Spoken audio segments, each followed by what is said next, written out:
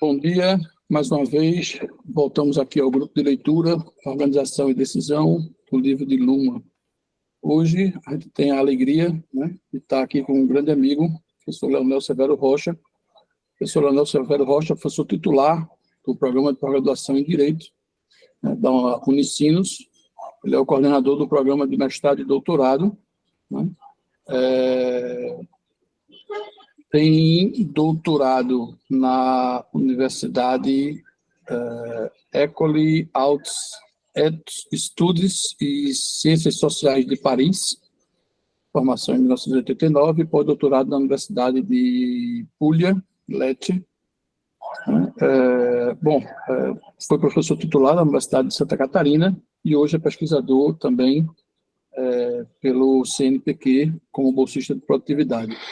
Professor, muitíssimo obrigado por aceitar o nosso convite, de participar aqui e ajudar a gente nesse trabalho.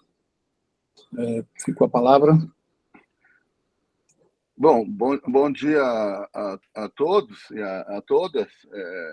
Para mim é uma grande honra e também um imenso prazer poder participar desse grupo de leitura, esse grupo de estudos, organizado pelo professor Arthur e por outros colegas. Eu também apoiei a ideia e que eu considero que está muito bem sucedido, que está gerando debates e repercussões muito importantes sobre a teoria dos sistemas. Então, só posso agradecer e cumprimentar bastante o Arthur por essa dedicação. Arthur, hoje, no Brasil, ele tem esse mérito de divulgar e explicar cada vez melhor essa teoria do Niklas Luhmann. Nós, conforme nós combinamos, em relação ao livro Organização e Decisão, eu vou falar rapidamente sobre o capítulo 8º, Programas de Decisão. Eu peço desculpa aos colegas, irmãos, que falam espanhol, que eu vou falar em português por uma questão de precisão. Mas, de qualquer maneira, o livro que eu utilizei ele está originalmente em espanhol, esse que está disponibilizado para nós.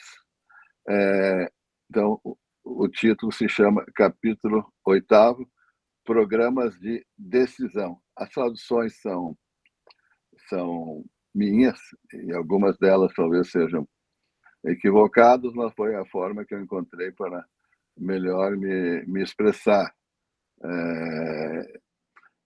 Como Arthur disse, no primeiro slide eu coloco uma apresentação, eu coloquei doutor pela EHES Paris, mais simples, e também que sou pesquisador de CNPq, assim como o Arthur, e professor titular além da Federal Santa Catarina, que eu já fui professor, agora sou professor titular da Unicinos. Também sou advogado e trabalho em vários grupos de pesquisa importantes. Na Unicinos nós temos o grupo de teoria do direito, que tem participado ativamente de todos esses debates e sempre usando como uma das matrizes principais, uma que eu chamo pragmática sistêmica, que se baseia na teoria do Niklas Luhmann, mas procurando adaptá-la hoje, Arthur, a algumas questões mais práticas no Brasil.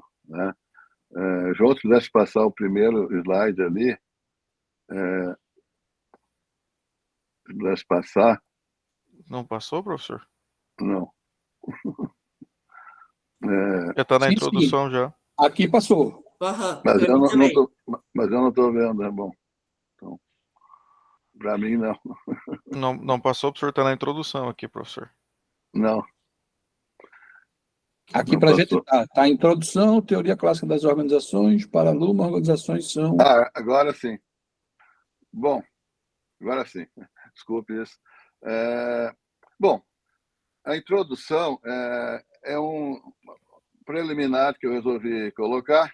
Antes de mais nada, dizer que, como se trata de um grupo de leitura, eu fiz, da maneira mais tradicional possível, um fichamento desse capítulo, colocando as principais questões, chegando, inclusive, a colocar por minha conta, nesses itens do capítulo, os 7 itens, coloquei até títulos, para ajudar a construção para mim, pelo menos, de uma espécie de mapa mental. Tá? Então, eu criei títulos para os capítulos que talvez sejam equivocados, mas que, no meu caso, facilitam a compreensão do capítulo. Também, algumas coisas que eu não vou comentar, e como é o capítulo 8º, supõe que as pessoas leram os outros 7 e continuam o livro. Então, é uma situação assim intermediária, né? Colocando esses detalhes. Só uma coisa que eu não poderia deixar de dizer, que é claro que o Luhmann entra aqui dentro da sociologia das organizações, e há uma teoria clássica das organizações, e nesse sentido não se pode negar que a sociologia ela é tributária e se relaciona a esse tipo de estudos. Falando em grandes linhas, se pode dizer que a sociologia ela surge para tentar compreender, isso é uma origem europeia que alguns criticam, a nascente sociedade industrial surgida na Revolução Industrial, para entender que tipo de sociedade é essa, e depois, a partir daí, é uma sociologia que vai trabalhar a indústria, que vai trabalhar essas formas de organização. Há um momento que a sociologia se centra sobre a questão da empresa. As empresas passam a ser o grande objeto da sociologia das organizações. Autores clássicos da sociologia que apresentam muito nos debates do direito hoje, como o próprio Max Weber, Georg Simmel ou outros, são autores que trabalham essas questões do novo tipo de sociedade. Max Weber, evidentemente, muito influente nesse texto de agora, desse capítulo agora, porque vai ser um dos autores que vai introduzir essa questão das decisões, da burocracia e da relação meios e fins, que é uma relação muito importante, né? Depois nós vamos ter autores dentro da teoria das organizações que vão analisar as pessoas, o capital humano, que vai surgir toda uma teoria do RH dentro das empresas, até que nós temos, que nos interessa muito, o trabalho do von Barthelemy, que é um autor que vai falar sobre sistemas. A partir daí nós temos, estou resumindo aqui, a teoria do tal comparso, que vai anexar questões de estruturas, a ideia dos inputs, toda uma sociologia geral. Há autores que vão colocar fortemente essa questão de inputs e outputs para poder entender a organização. E dentro de tudo isso, nós teremos também uma sociologia das organizações voltada a questões de recursos humanos, de um lado, uma outra sociologia das organizações voltada a questões de contingência, toda uma sociologia das contingências.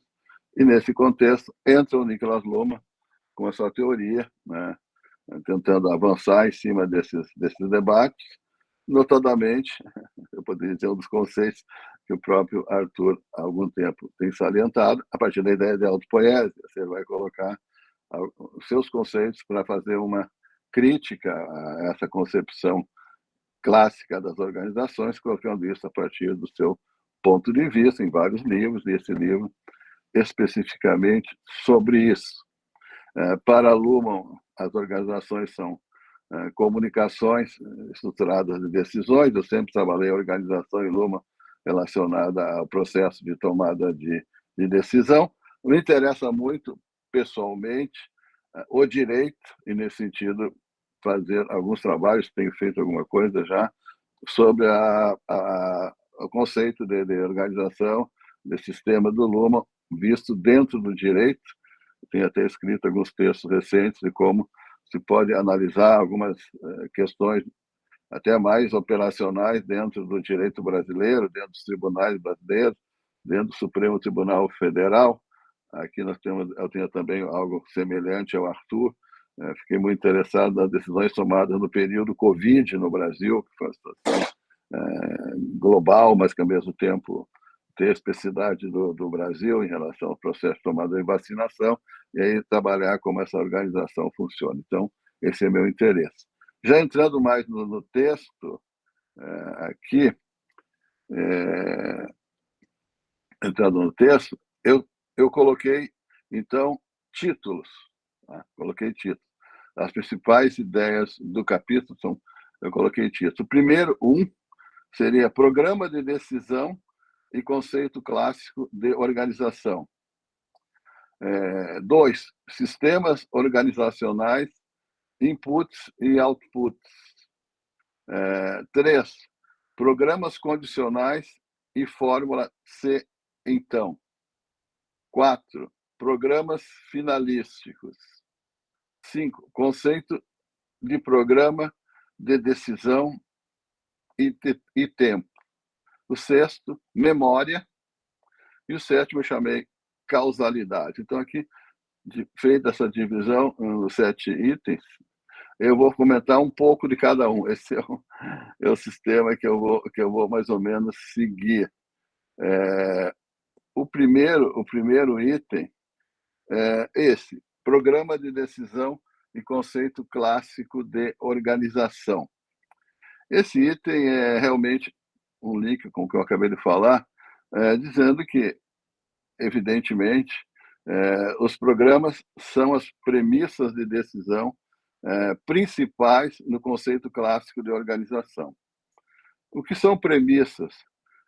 Premissas são sentenças consideradas como verdades que não podemos necessariamente comprovar, pois depende de fatores externos. Geralmente são designadas, eu coloco como funções, em espanhol, tareas da organização, assim como se poderia falar de funções do Estado. Do mesmo modo, se pode falar na economia é muito forte nessa disciplina, junto ao discurso sobre meios ou fins. Se denomina cultura organizacional o resultado da análise das atribuições e sua transformação prática. Não podemos deixar de citar aqui o professor Dario Rodrigues, que tem um trabalho gigantesco sobre essa área, com muitas publicações importantes, que inclusive é citado pelo próprio Niklas Luhmann como referente nesse tema. Então, é um autor que pode esclarecer bastante essa ideia de cultura organizacional. Aqui, para Luhmann, o sistema é chamado de empresa, e nessa concepção as tarefas são determinadas desde o alto e se pressupõe uma hierarquia de comando. Para Luhmann, o conceito de tarefa, então, indica a premissa das premissas, mas não a necessidade da decisão para enfrentar o grande tema, que sempre vai aparecer em Luhmann, da absorção da incerteza, que resulta em uma decisão. Assim, Luhmann propõe afastar o conceito de tarefa, clássico, pelo conceito de programa de decisão, junto com os conceitos de decisão e premissas de decisão.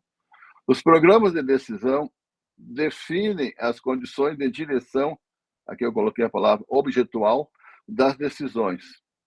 Porém, as decisões não podem ocorrer, salvo em caso limite, por via da dedução lógica, inclusive quando se tratar de programas condicionais, de Luhmann na página 300.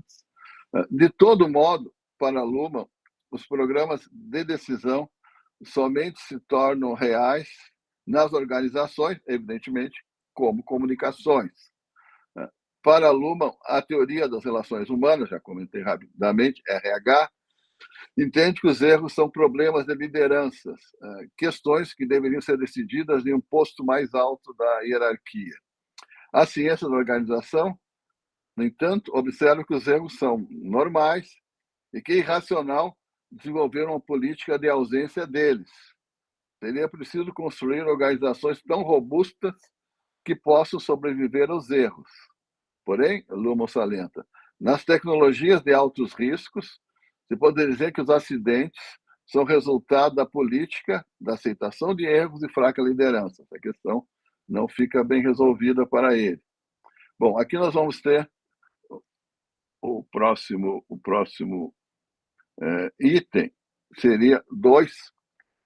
Sistemas organizacionais, inputs e outputs.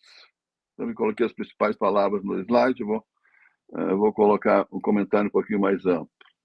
Os sistemas organizacionais, eles não podem ser adequadamente concebidos em sua realidade social se são descritos como funções ou máquinas que transformam um input em um output. Desde que são compreendidas como sistemas autorreferentes, não triviais, fica claro que uma pluralidade de inputs e uma pluralidade consequente de outputs geraria uma complexidade incalculável. De todo modo, para Luhmann, tem sentido a nível de programação de decisões os limites de inputs e outputs do sistema. Isso é muito importante porque, para as operações do sistema, esses limites distinguem também entre o passado e o futuro. Nenhuma decisão pode fazer o sistema afastar a diferença entre os horizontes temporais do passado e do futuro.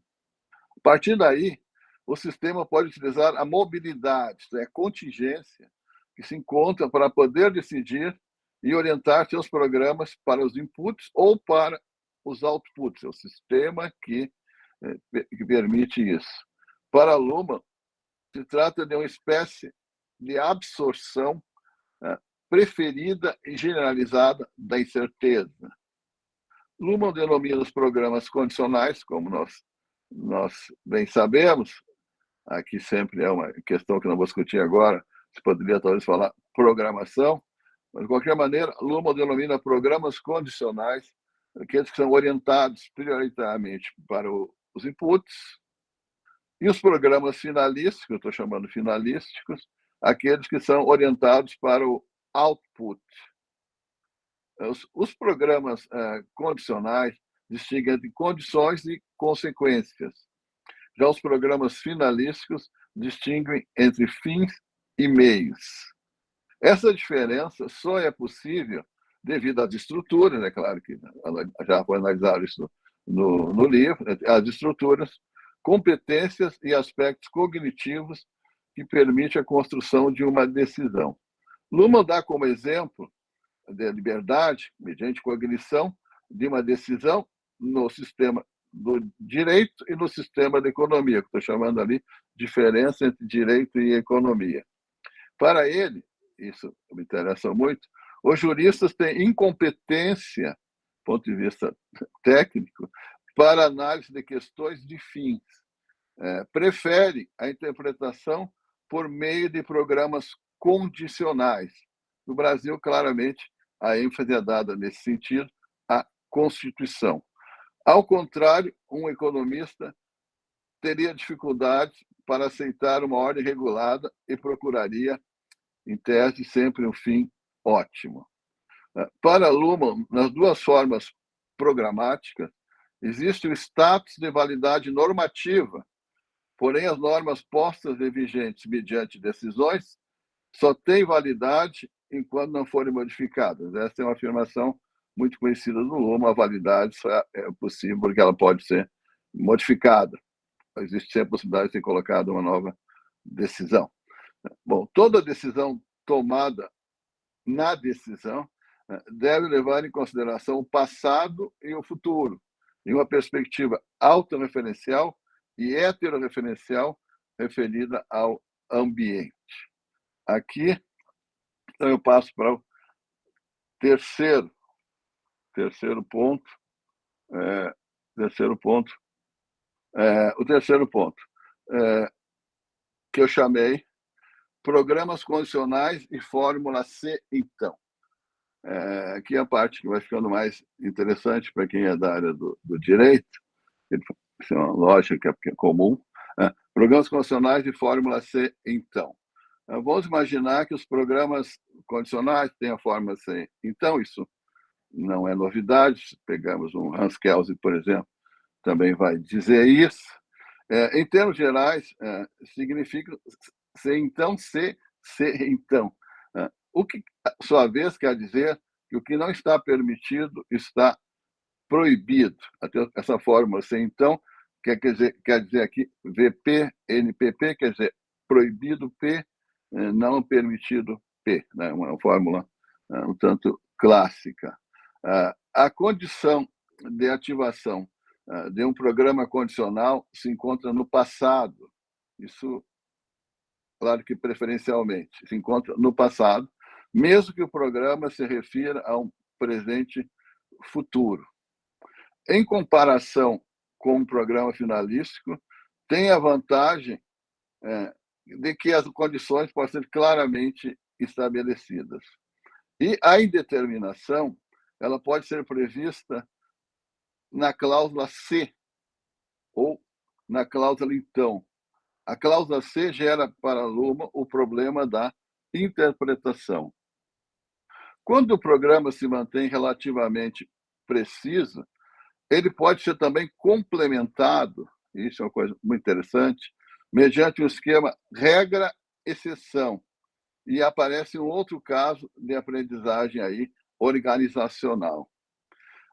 A distinção prioritária do programa condicional adquire mais uma distinção e é supracondicionada. Isso é, com uma cláusula de que só deve ser aplicada quando não estejam presentes as condições de exceção expressamente assinaladas.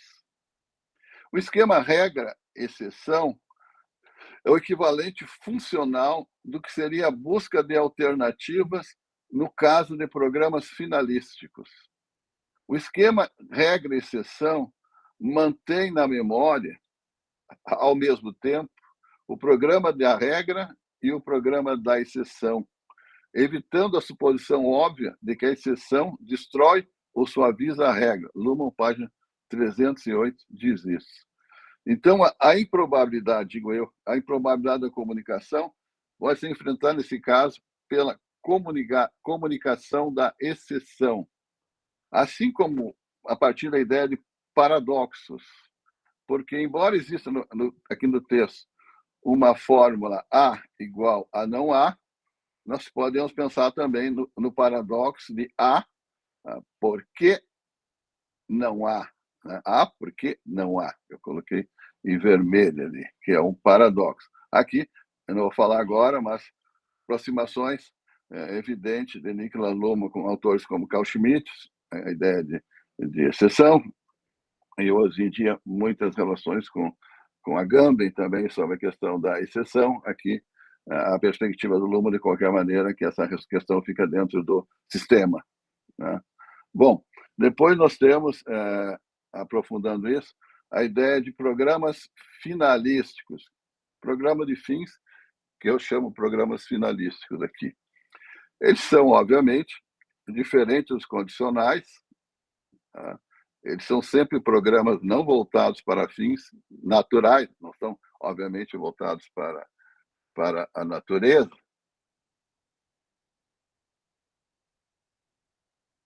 E tem relações importantes com o tempo, que é um tema que muito me fascina. Em relação ao tempo, os programas finalísticos são autênticos programas do futuro. Isso conduz a uma diferença radical entre eles e os programas condicionais.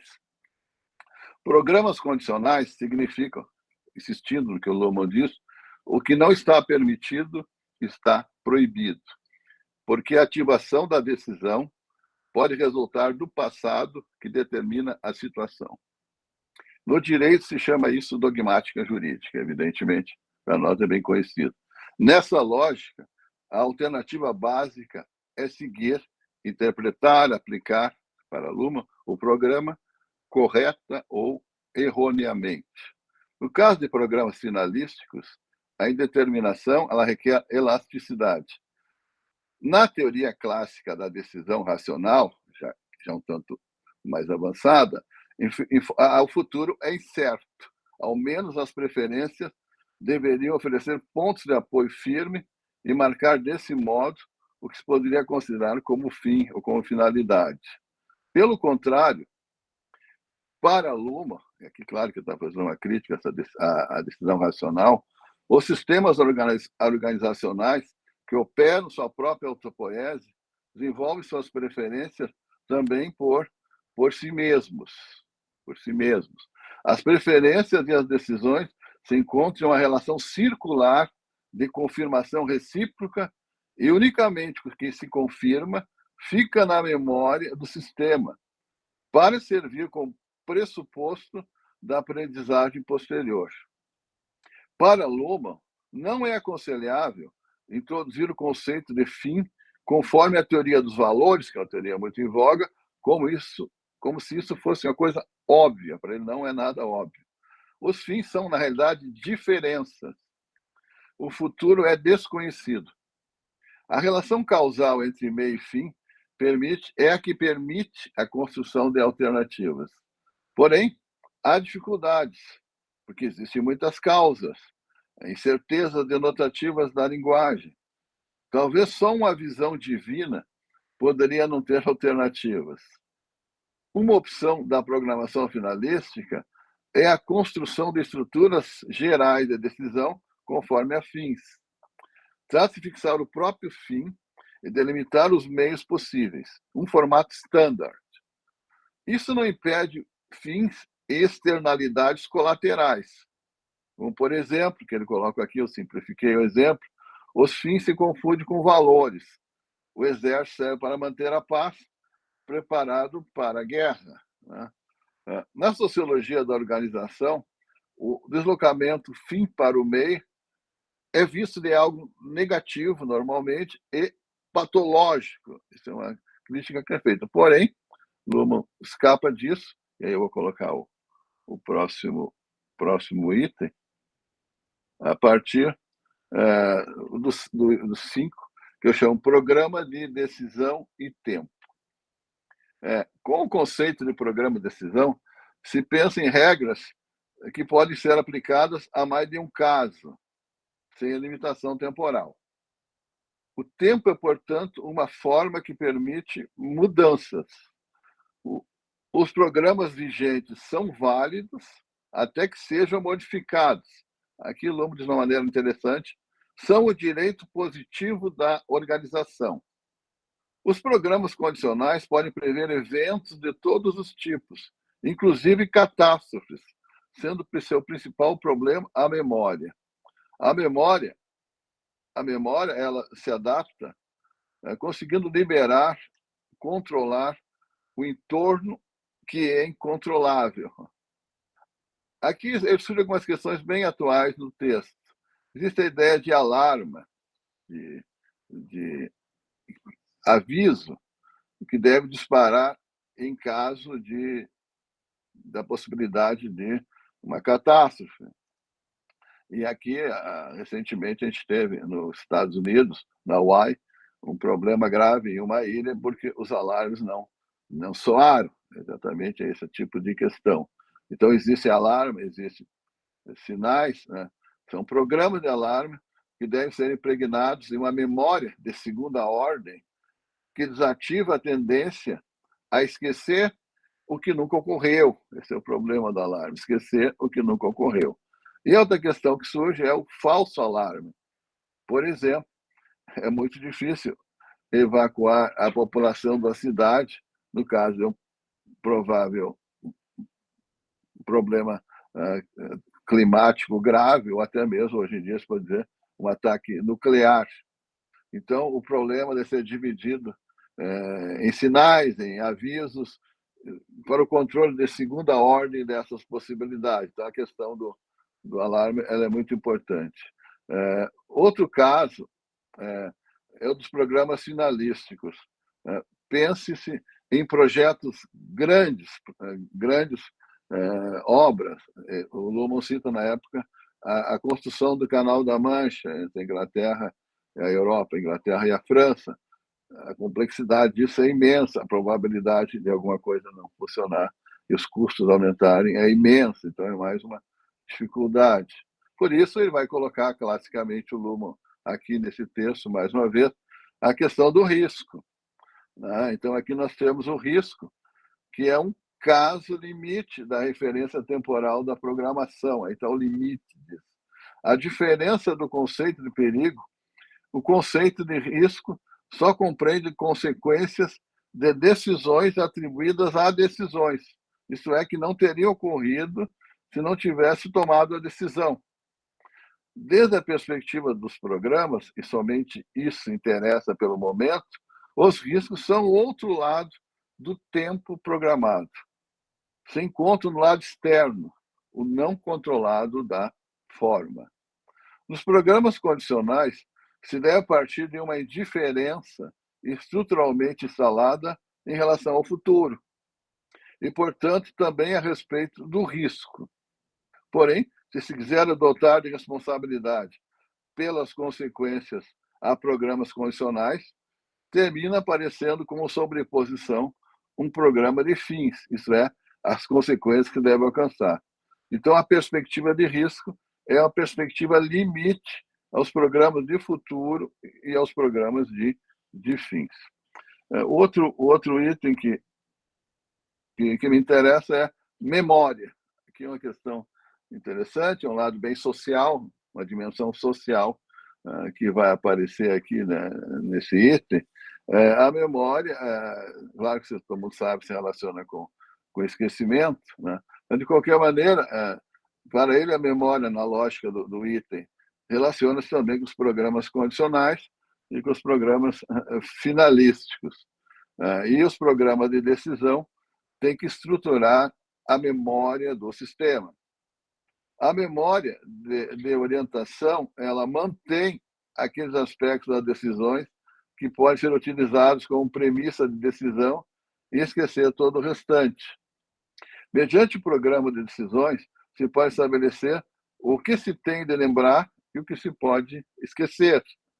A função da memória não consiste, portanto, na conservação da maior quantidade possível de dados do passado, como muitas teorias pensam, mas na redução da complexidade.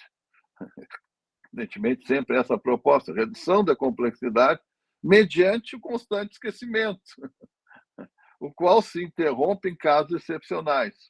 Nessa medida, a palavra grega para a verdade, aletheia, não esquecer, descreve o problema.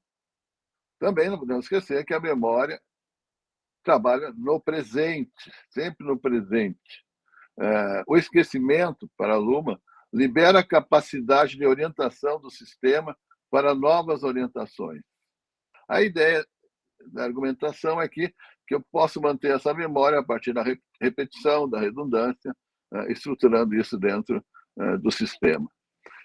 Para Luhmann, a função da memória ela é disponível no sistema graças à programação de decisões mediante decisões. A memória ela deve estar, na minha opinião, sempre ligada à capacidade de comunicação do sistema. Eu trabalhei há uns anos atrás muito um outro autor chamado François Host, e também, na mesma linha, sempre se preocupou com a questão do tempo do direito e com a memória e a ideia do esquecimento, só que o Host também acrescentava no direito uma ideia de perdão. Mas, de qualquer maneira, é um outro autor que gera contatos com a teoria do Niklas Luhmann. Por fim, o último item, o sétimo seria o causalidades. Eu chamei causalidades, é uma questão complicada, mas de qualquer maneira acho que existe.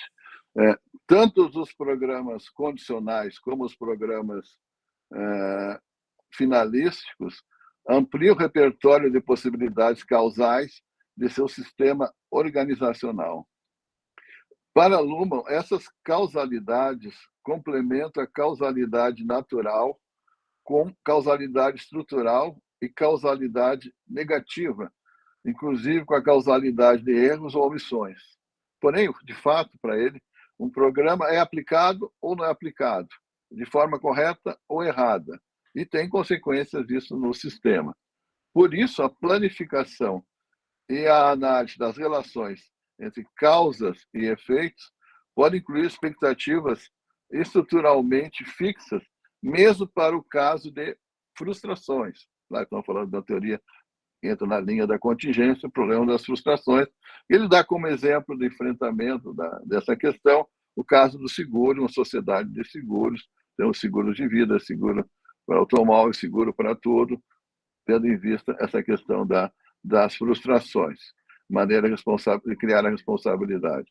O sistema, assim, constrói uma causalidade própria, com independência do entorno, o que lhe permite fechar-se operativamente e construir uma complexidade própria.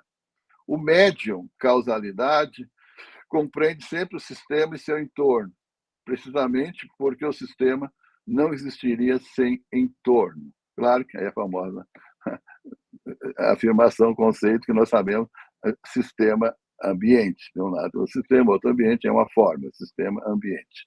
Então, a causalidade, no caso dos sistemas organizacionais, ela é obtida por meio da programação. Por fim, eu concluo agora, e gostaria apenas de colocar no final como sugestão para uma biografia, que eu trabalho algumas questões dessas, mas era isso que eu gostaria de falar por enquanto, Arthur. Bom, pessoal, hoje são 2 capítulos, né? Minha sugestão é, se alguém tiver alguma observação sobre o capítulo 8º, né? Tudo isso aí que foi posto, quiser colocar alguma reflexão antes de fazer o próximo, sou eu que vou apresentar. Alguém teria aí algum ponto para colocar? Bom dia, colegas, bom dia, Arthur. Opa, Emílio. Eu sou Leonel, eu sou Raul, a todos e todas. Eu não gostaria de saber se ele poderia, eu gostei bastante da exposição, se ele poderia colocar no grupo depois para a gente esses slides que ele passou aqui, para ajudar nas questões. Claro que sim, como todos os colegas fizeram já, com prazer. Obrigado. Não, só esclarecendo, as apresentações estão ficando lá no grupo do Moinho, no YouTube, tá? Sempre que possível, quando ela chega para mim, eu coloco lá. Professor Raul, com a palavra.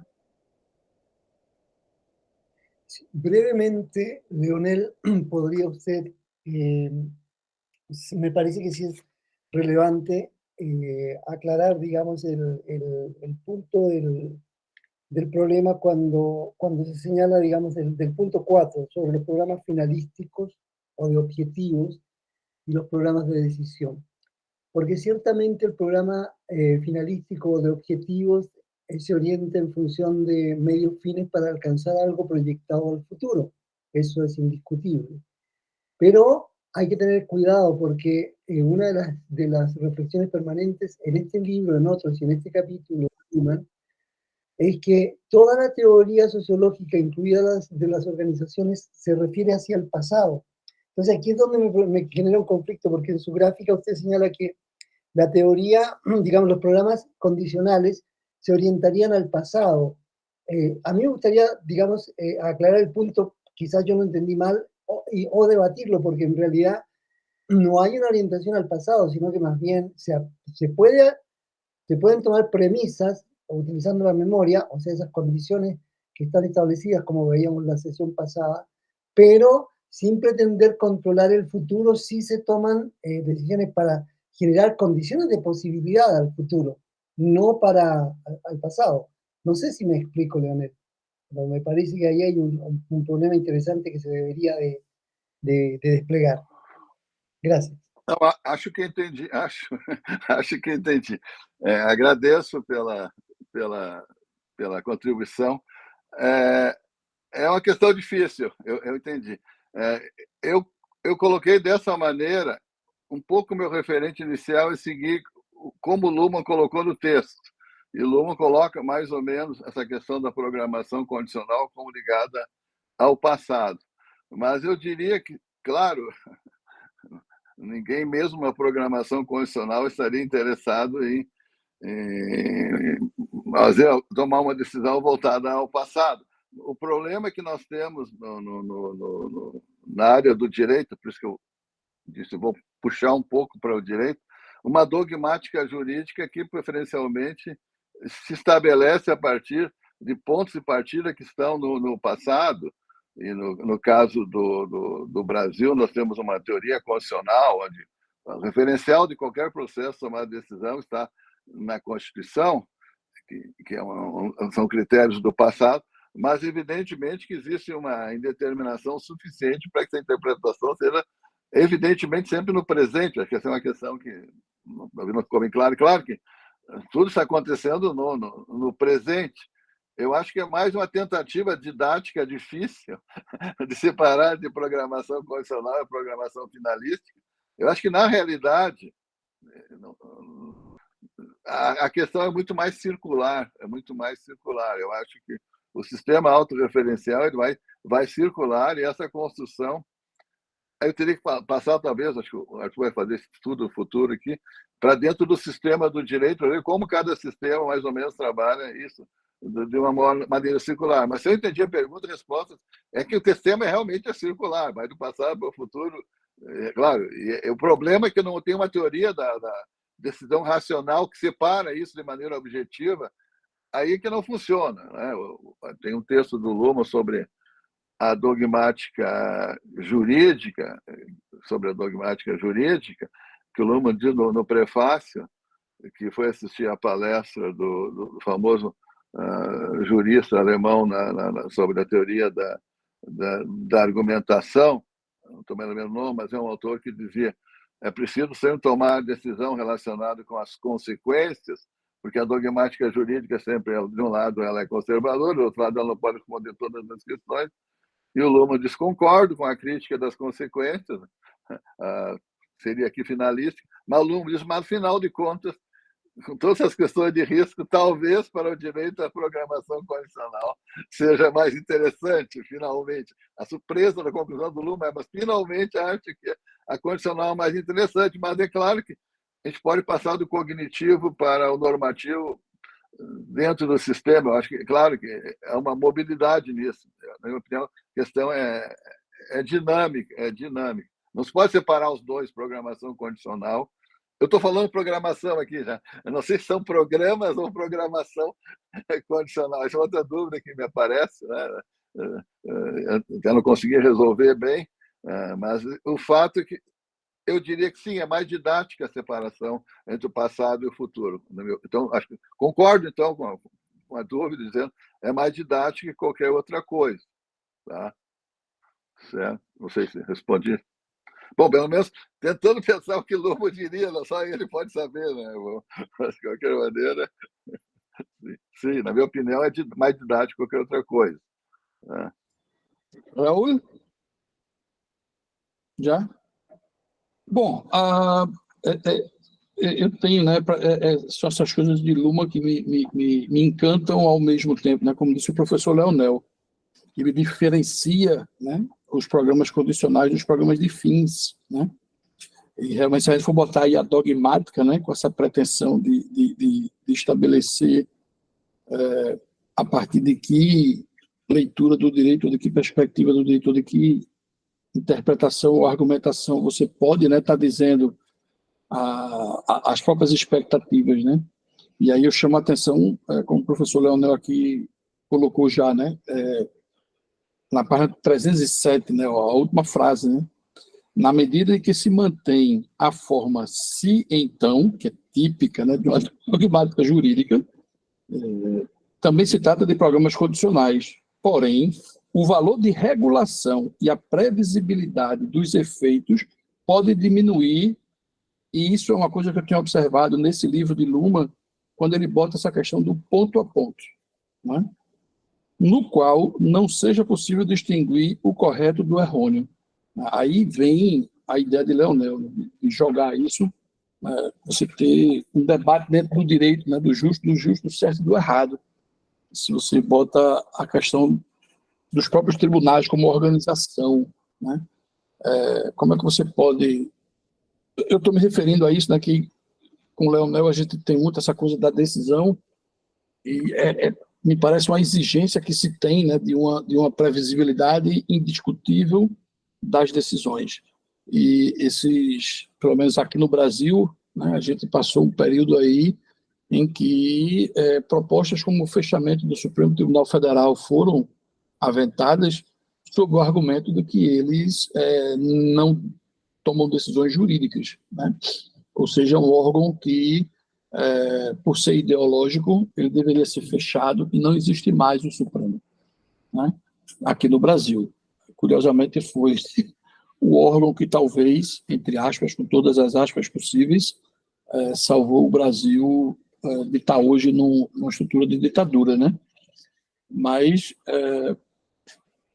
eu gosto dessa coisa de Luhmann, que ele vai jogando as afirmações, né? E parece meio... Aí depois ele parece que caetanear, né? Mas pode não ser bem assim, né? E isso me chama a atenção, sabe? De que não é determinação, ou seja, não é porque foi tomada essa decisão que agora está determinado que a partir de agora vai ser sempre desse jeito. E isso ele trabalha tanto nos programas condicionais, né? Eu estou imaginando uma organização, né? Por exemplo, a pós-graduação de Direito, eu me lembro que quando eu fui nomeado coordenador, o coordenador anterior me disse: sua maior dificuldade administrativa, sabe qual vai ser? Eu disse: não, professor, vai ser que os professores respeitem as normas que eles estabelecerem aqui. Ou seja, numa reunião anterior, a gente ditaria a norma de como deveria ser as coisas e ninguém vai respeitar ela depois, né? E eu vivi exatamente isso, né? E veja, mesmo que for essa regra, né, sendo assim as regras de como vai funcionar aqui, né, as aulas, o sistema de avaliação dos alunos, como isso vai funcionar, e a gente estabelece o se então, né? Se você quer ser professor do programa, se você produz, se você ministra aula, então pode ser. De repente você encontra que o se então é às vezes menos aplicado. Não à toa o programa foi bater num conceito inferior, né? E agora a gente volta para 5, mas e isso eu acho interessante, né? Porque veio na questão de querer exigir das organizações o certo e o errado, né? Eu acho que isso o Leonel pautou com toda clareza, né? E às vezes se cobra até do próprio autor que ele deu uma clareza, que assim, isso é assim, então desse jeito e acabou. Eu acho que Luhmann coloca uma teoria que não é ponto a ponto, né? Já aqui foi decidido assim, então daqui para frente sempre vai ser assim. Não, não vai, né? Não vai ter esse estabelecimento de que o certo vai ser porque foi decidido assim agora, então sempre será e o futuro vai, né? Nos próximos casos serão decididos assim. Eu acho que Luhmann deixa aberto isso, e isso eu acho interessante, né?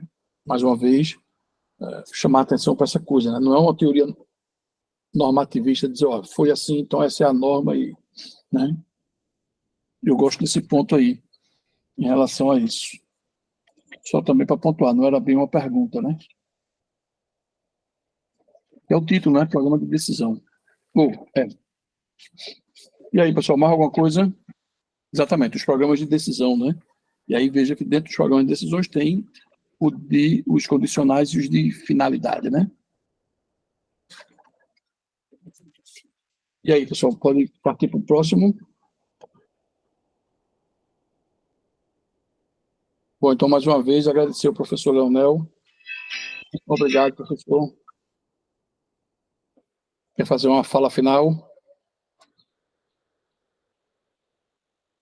Sim, é só para, mais uma vez, agradecer a oportunidade de participar desse grupo, um grupo excepcional, né, que tem pessoas de altíssimo nível participando aqui, todo mundo como estudante, né, tentando aprender um pouco mais sobre a teoria dos sistemas do Niklas Luhmann. Eu tenho assistido, às vezes, sem participar, as outras apresentações, né, muito boas, né, que tem ajudado a favorecer o nosso debate sobre esse autor, né, que é difícil, ao mesmo tempo fascinante. Eu tenho divulgado para meus alunos, tanto na Unicinos quanto na URI, né, que alguns têm assistido aqui. Então, eu só posso cumprimentar... O Arthur já me disse que eu sou um dos organizadores do grupo, né? Eu só posso cumprimentar o Arthur e os demais por terem pensado nisso. E já participei aqui da Sociedade do Luhmann, na outra oportunidade também, que foi um trabalho gigantesco, né, sobre Niklas Luhmann e os outros eventos que estão aparecendo em conjunto, inclusive com o México, excelentes, né? toda a abertura que a gente está tendo agora com esse grupo latino-americano, que é muito importante para mostrar a importância do Luma na América Latina. Então, só posso dizer que agradeço muito pelo convite. Estou aberto aos colegas, inclusive, que nós estamos vendo aqui, para participar de mais eventos sobre isso, inclusive na Unicinos, e o Arthur sabe muito bem que eu já estou participando daquele evento do ano que vem que a gente está fazendo em Recife aí. Estou aberto a todos esses contatos, né? À disposição de todos os colegas e amigos aí. Por enquanto, essa eu gostaria de dizer. Joia, professor. Obrigadíssimo.